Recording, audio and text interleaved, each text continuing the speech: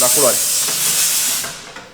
Gen, oricât de murdar ar fi motorina, nu cred că îl negrește așa exact pe ăla de ulei.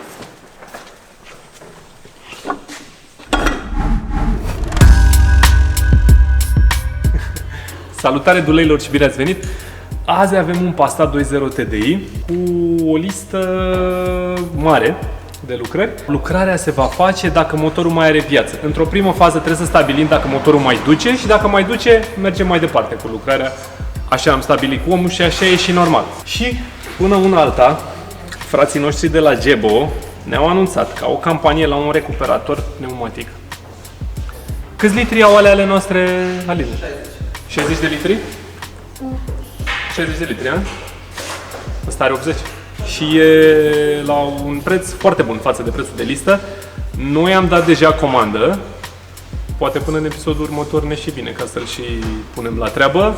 Dacă vă interesează, linkul e în descriere. Și încă ceva, stați până la sfârșit că avem o trusă de la Gebo pentru unul dintre voi.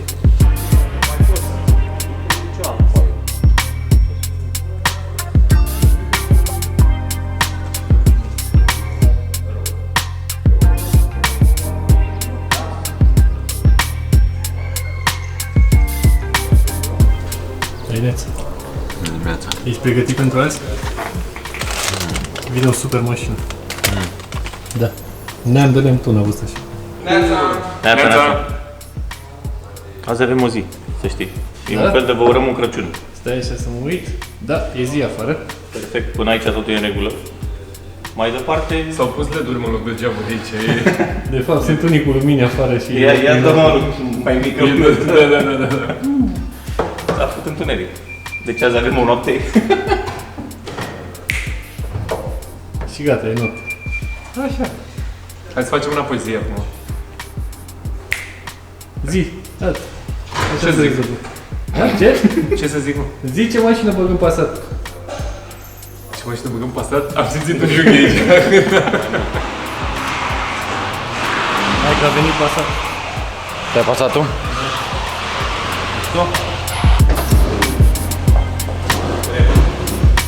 Și așa.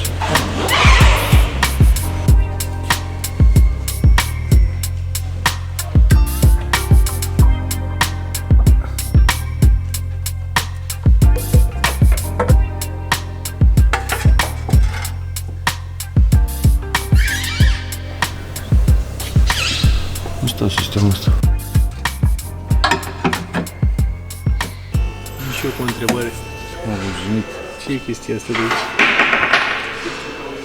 Că nu pot să cred că e filtrul de ulei atât de mic. Bă, La motorul ăsta?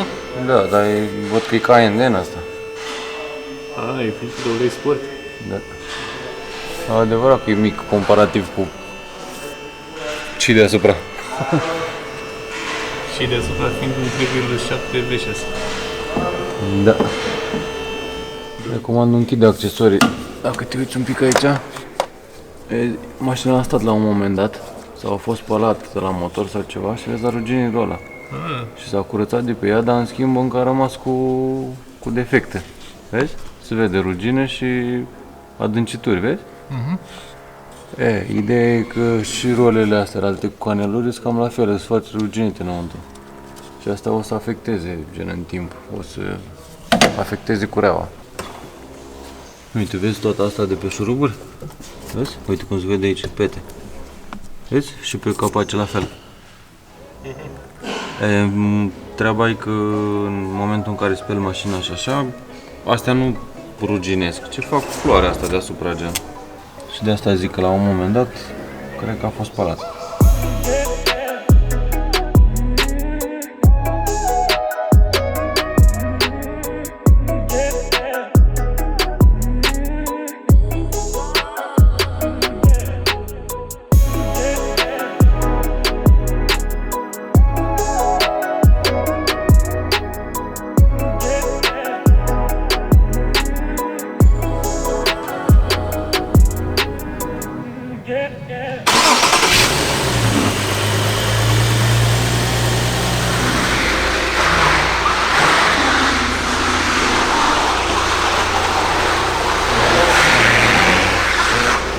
Suntem pregătiți? Ia.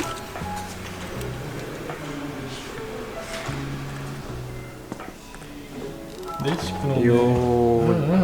Aici îl văd. Acolo? Da. Păi e ok, nu?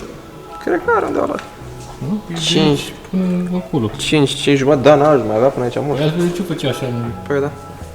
5 litri jumate. Pe acolo. E ok, nu știu ce zice. Problema e că nu e doar ulei. Dacă era doar ulei, dădea puține simmering-uri, dar mergea mașina. Dar cred eu că avem motorină. Și asta înseamnă... O-ringuri injectoare în cea mai mare parte. Și nu. Da, păi cam unde se întâlnește motorina. Mă gândeam că se mai întâlnește și în pompa tandem, dar e greu să dea pe partea, adică mai repede bagă ulei în motorină din pompa tandem, cum s-a întâmplat la Golf 5 de Olanda, care a tot 2.0 TDI ceva. Asta e BMR, ăla cred că era BKD, da, nu contează. BKD-ul ăla, că nu se strică niciodată, nu? Ăla care mă încap, din când în când. No hate pentru oameni cu BKD. Sunt bune până încep să apară probleme. Ce trebuie să faci acolo, domnul Alin? Senzor presiune de ulei. De ce? Ca să pui ceva sonda acolo să măsori presiunea de ulei? Trebuie să faci asta? Asta vreau să fac pentru că mașina are, după cum ai văzut, nivelul mărit și ca să nu reparăm partea de sus, adică să facem o înlocuire de o-ringuri de injectoare cu bujii, cu cablaj injectoare și așa și peste 2 săptămâni să ne pomenim că pică motorul sau ceva, o să verificăm, o să-i dăm drumul la ulei, de fapt o să punem un ulei nou, verificăm presiunea și verificăm și uleiul vechi să vedem dacă are ceva pilitură sau ceva. Dacă e contaminat, e altă poveste, că deja dăm și baia jos, dăm și pompa de ulei, poate o ducem și la făcut, să vedem ce găsim în ulei când îl dăm jos și când dăm capacul jos, vedem care e treaba. Dacă e bine sau dacă nu e bine.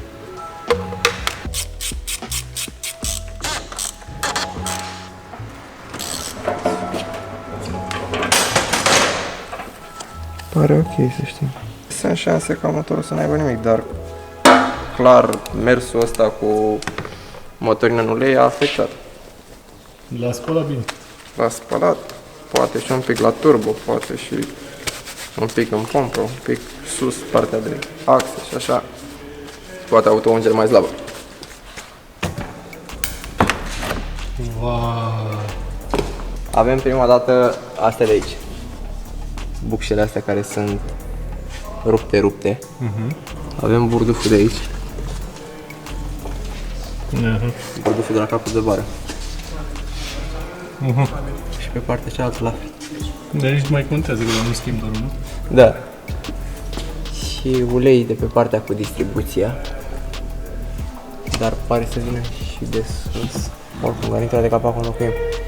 Ideea cu distribuția e că a fost făcută și a început să curgă după ce a fost făcută, deci trebuia să demontăm cureaua ca să schimbăm simmering-ul și cu ocazia asta are vreo 30.000, zicea proprietarul. Deci cel mai probabil o să înlocuim și chetul de distribuție din nou. Da, se putea și mai rău, adică nu e cel mai murdar motor. Bine, astea nici nu știu dacă o să se rezolve toate sau ceva. Foarte slab era.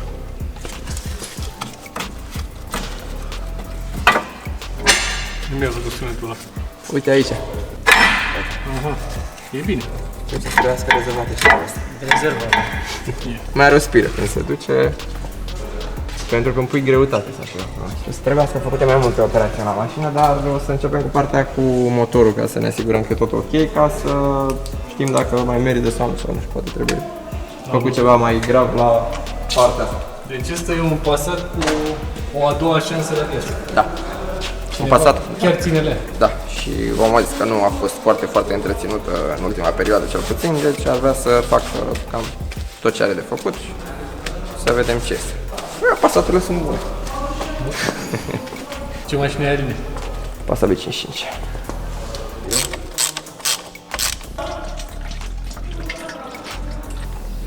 Patru, 5, 6 și un pic. 4 litri. 4 litri în cap are? Da. Eu zic că are 6. Acum da. Bă, cam pe aici, în jur de 6 văd că se... Deci, 50% e ceva. Și o să-i luăm pentru binele tuturor, cu toate că nu e chiar recomandat, o presiune de ulei doar la rece.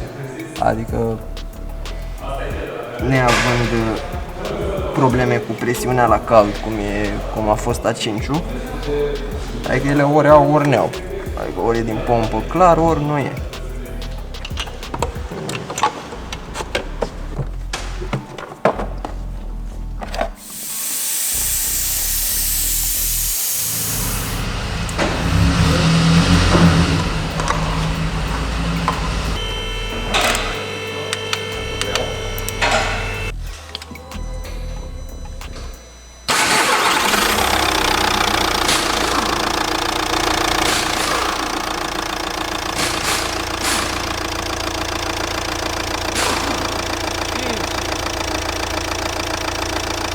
Lasă un pic.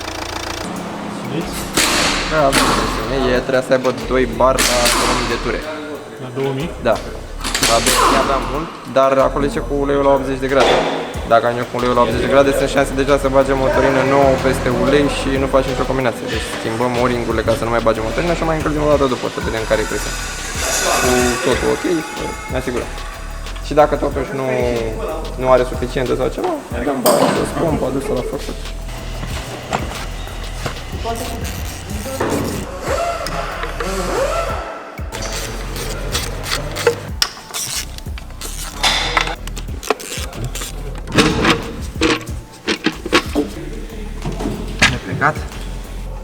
E murdar. Dar probleme nu par să fie. Bine, oricum 2.0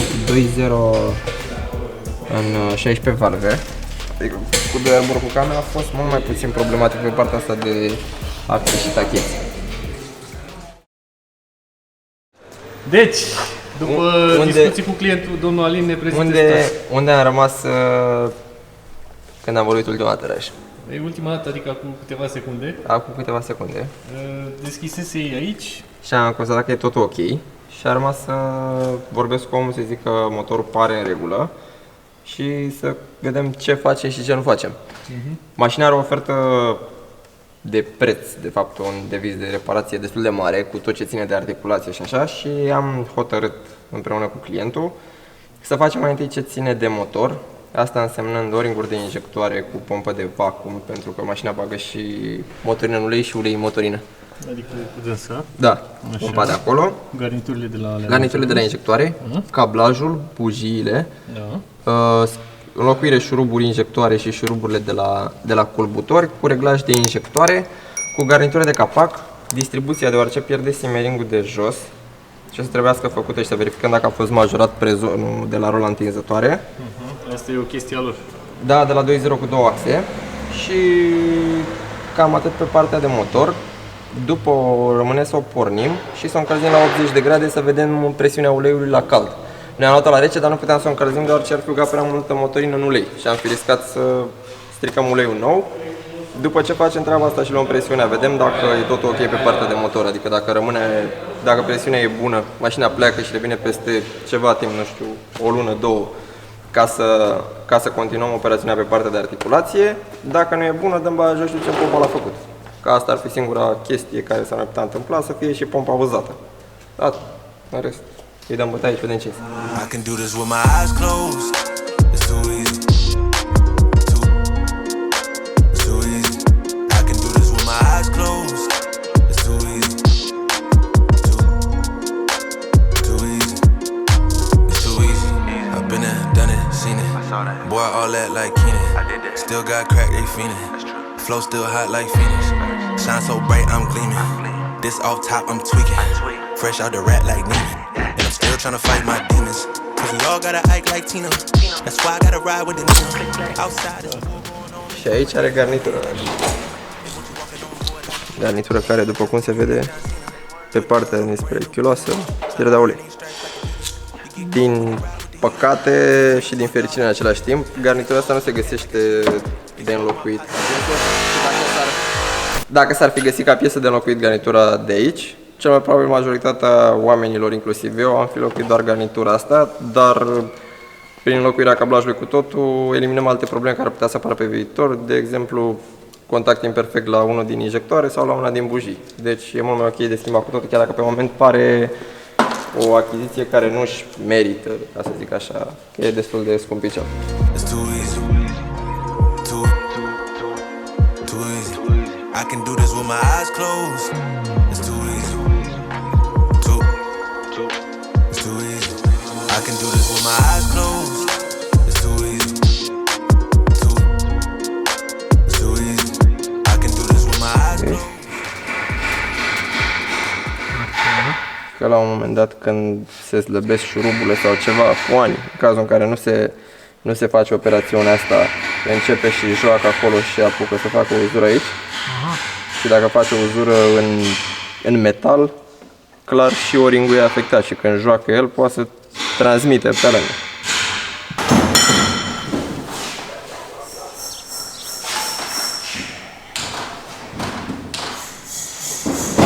Deci de aici e gălăgie.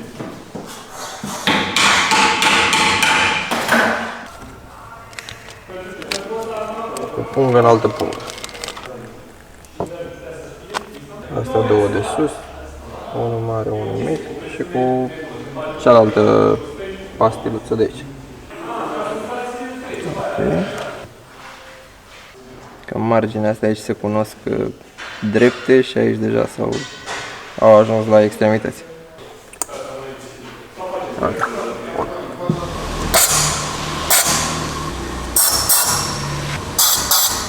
Am uitat să zic de una din operațiuni tot legate de motor, este curățarea grăii de admisie. Da, curățarea de admisie. Mașina pierde puțin ulei aici la tija de la actuator. Da. Problema e felul următor, nu știu dacă există rezolvare, doar putem să curățăm admisia, să nu mai fie ulei acolo și să sperăm că nu se adune la fel de mult ulei într-un timp scurt.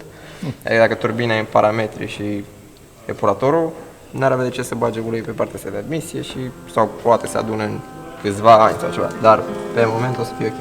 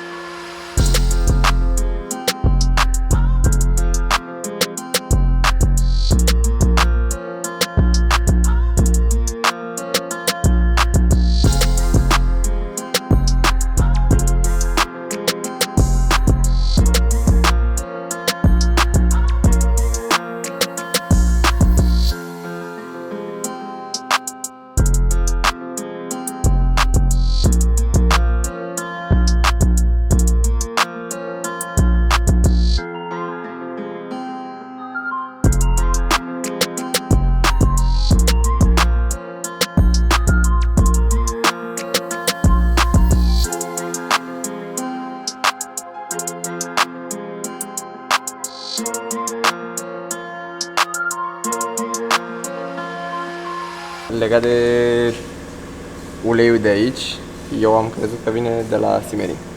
Simering, în schimb, este curat aici pe interior. Adică nu e ulei acolo. E curat. Și în mod normal, i-aș fi recomandat omului să nu mai facem distribuția pentru că e undeva la jumătate.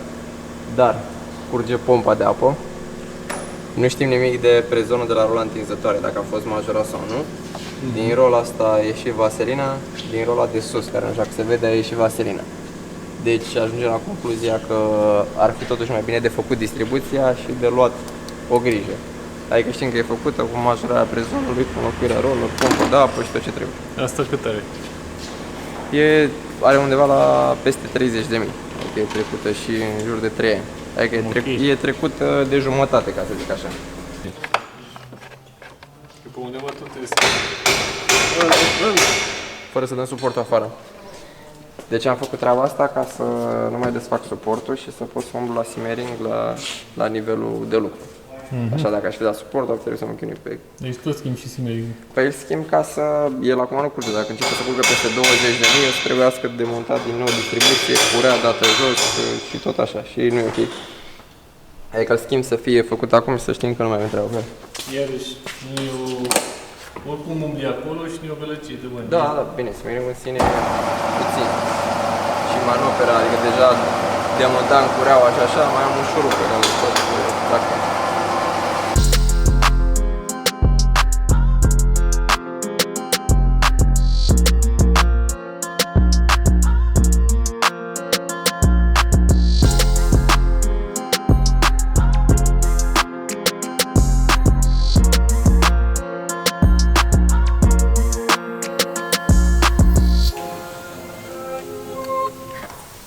Asta e prezonul vechi.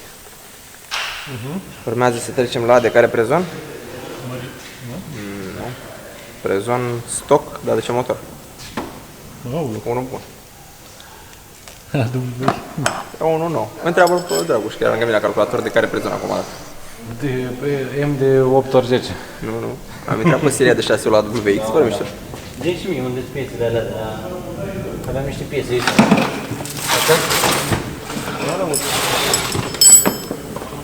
Și am intrat să comand de 1.9 pentru că are prima porțiune aici de 10 mm. Nu e tot de 8. Partea care intră În kilos. Și o trebuiască să majorăm gaura aia cu un filet la 10 și merge treaba.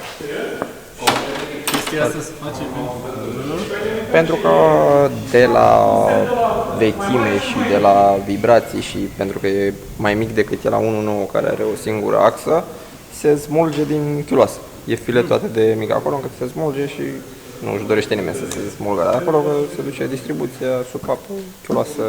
Mai sunt și care scapă, dar depinde foarte mult de momentul în care se slăbește. Poate dacă te prinde un pic în relantier sau la un plecare după rog în intersecție, sunt șanse să se oprească și să nu se întâmple nimic, dar dacă te-a prins pe autostradă sau ceva la turație mai mare, a dat în supape 100%.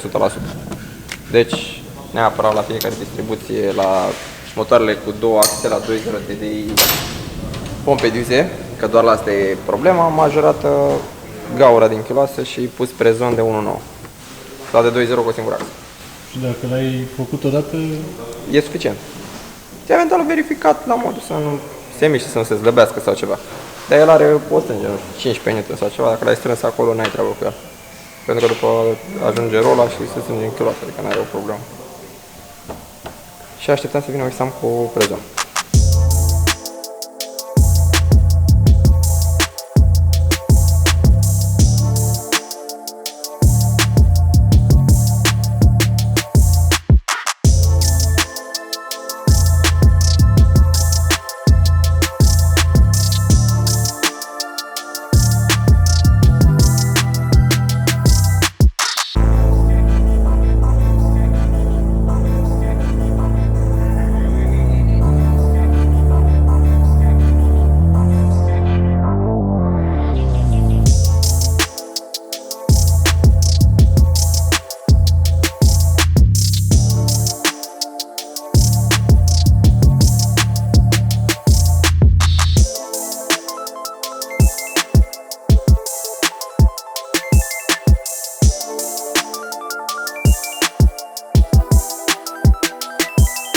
Distribuția e gata cu simmering și cu pompă și cu prezon. Cu prezonul majorat. Putem să îi punem suportul ca să nu mai stea motorul suspendat și după să mă ocup de culbutor cu reglarea injectorilor. Ok. E mic. Și n-am putere să-l mișc.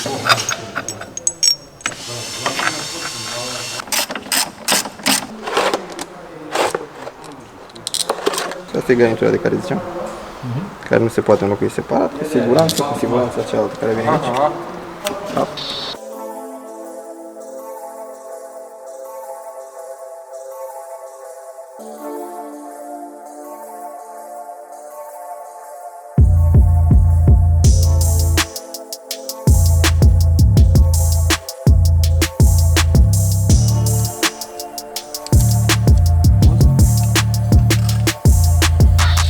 Începem să apăsăm pe arc.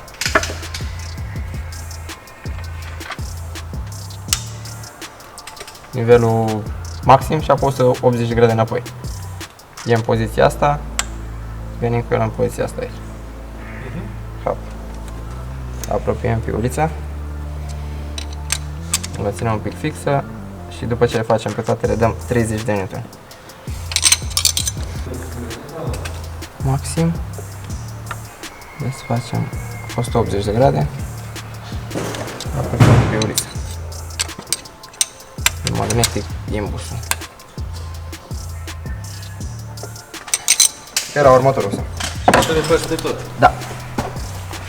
Și ăsta e reglajul? Da. El în ce poziție trebuie să fie? Arborile cu came de evacuare să fie cu cama în poziția maxim sus. Adică să am rola asta de la culbutor să fie maxim sus. Bine, apă.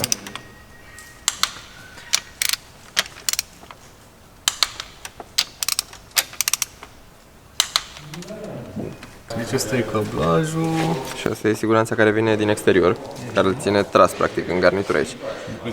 Da, și o să trebuiască să-l fixez pe el aici și după să bag siguranța asta. Are o singură poziție în care vine, am făcut eu un semn aici pe interior și am uns puțin dinainte ca să pot să... și după o să trebuiască rotit. În poziție. Da. Dar când îl punem prima dată, așa o să trebuiască vine.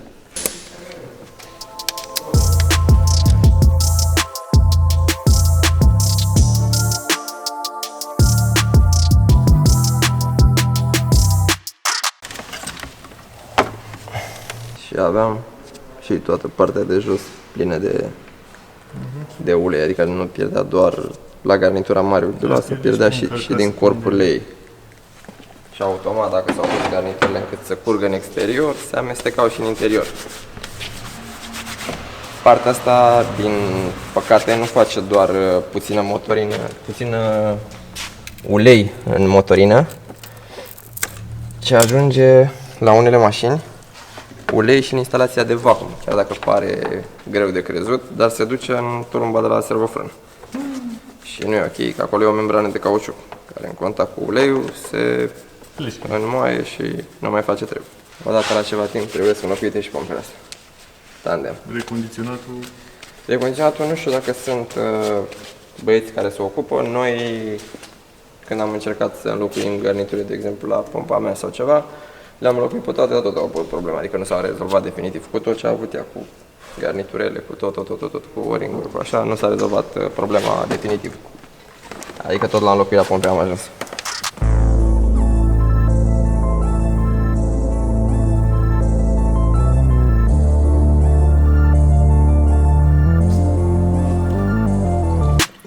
Aș vrea să facem și o comparație între un filtru alb curat sau galben în cel mai rău caz și unul negru și pe lateralele filtrului aici. Vedeți ce se vede? Ala negru nu e vopsea. Da, nu, m-a interesat agregatul și care Asta e ulei. Unge un pic injectare, dar nu e ok. Și asta o să-l spălăm, o să-i punem un filtru curat. În combinație cu pompa nouă ar trebui să fie tot în regulă. Să nu mai avem nici motorină în ulei, nici ulei în motorină.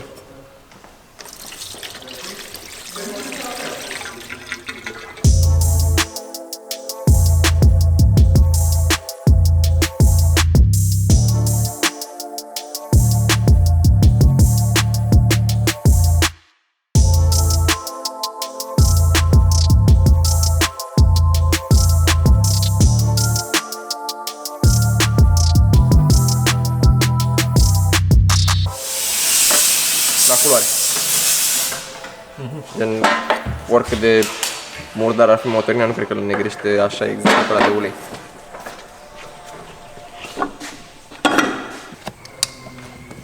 Asta e pus doar de formă până o încălzim, că după asta trebuie să desfac ca să scot reducția de la presiunea de ulei de la aceasta.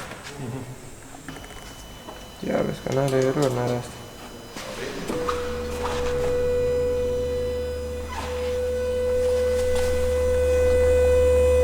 Se aude aici cum face treaba.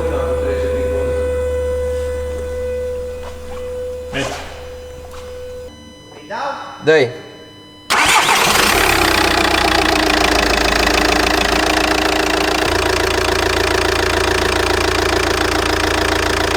Pare tot în regulă, o lăsăm să ajungă la 80 de grade să vedem presiunea de ulei și stabilim după dacă e ok sau nu.